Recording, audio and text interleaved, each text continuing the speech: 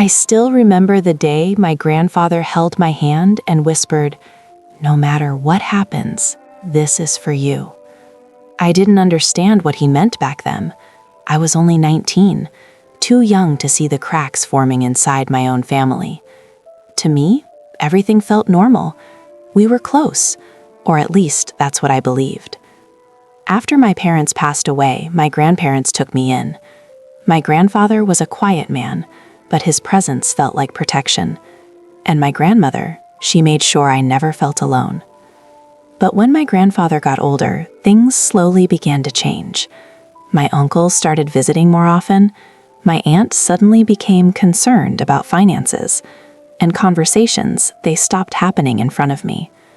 At first, I thought they were just trying to help, until one day I overheard something I was never supposed to hear. "She doesn't need to know yet. We'll handle it until the time is right."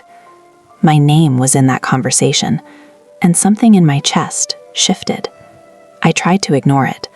I told myself I was overthinking, that family would never hide something important from me. But what I didn't know that day was that my life, my future, had already been quietly taken from me. Years passed. I trusted them. I believed them. Every time I asked about my grandfather's promise, they smiled and said, "Everything is taken care of." And I believed it, until everything changed with one simple question. The truth didn't come all at once. It came in pieces, quiet, unsettling pieces. It started when I needed money for my education. I remember sitting at the dining table, nervously asking my uncle, "Can we use some of the savings Grandpa left for me?" He paused. Too long. Then he forced a smile. "There's not much left right now. Things got complicated." Complicated? That word echoed in my mind. I didn't argue. I didn't want to believe something was wrong. But that night, I couldn't sleep.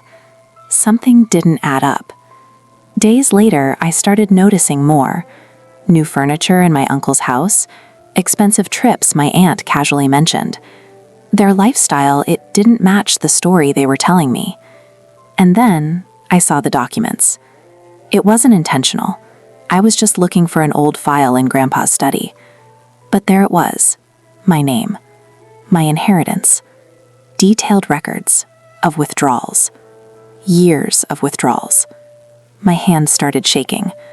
I read every page, over and over again, hoping I was wrong. But I wasn't.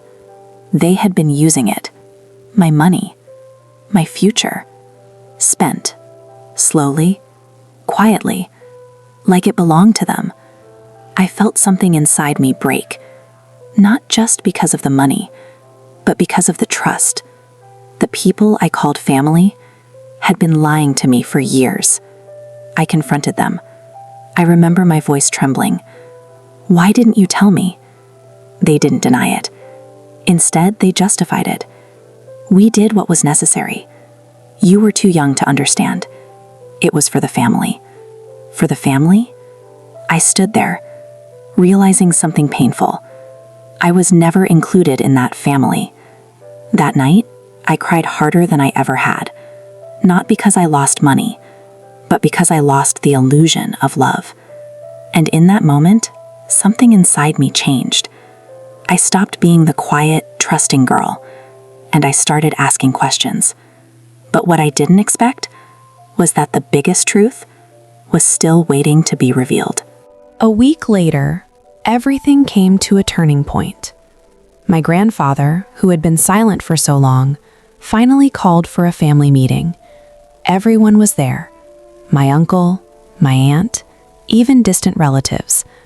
The room felt heavy, like something important was about to happen. I sat quietly, unsure of what to expect. Then my grandfather spoke. His voice was calm, but firm. "I have one question," he said, and the entire room went silent. Where did her inheritance go? No one answered. For the first time, I saw fear on their faces. My uncle tried to speak. "We handled things," but my grandfather interrupted him. "Handled or used?" That moment changed everything. He already knew. He had seen the records. He had been watching, waiting, and now he was done staying silent. What followed wasn't loud or dramatic. It was something much stronger. Truth. Exposed.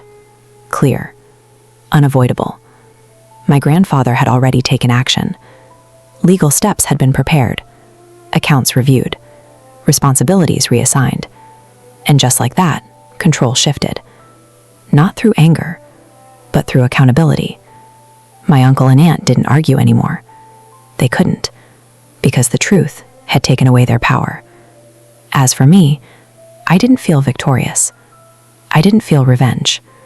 I felt calm. For the first time in years, everything was clear.